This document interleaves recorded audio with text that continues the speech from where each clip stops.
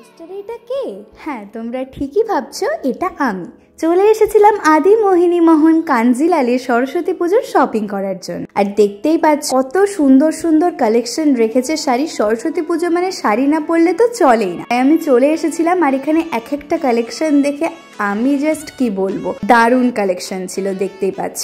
তারপরই নিজের জন্য একটা সুন্দর শাড়ি চুজ করে ফেলেছি। সেটা যদি দেখতে হয় অবশ্যই লাস্ট অব্দি শর্টসটা দেখো। তো আজকে আমি আদি মোহিনী মোহন কাঞ্জিলাল থেকে সরস্বতী পুজোর শাড়ি কিনে নিয়েছি, মাও কিনেছে। এই যেটা আমার মা নিয়েছে আর এটা আমি নিয়েছি। খুবই সুন্দর কালেকশন। কেমন লাগলো আমাদের? দারুণ, থ্যাংক ইউ, ভালো ছিল। আবার আসবে।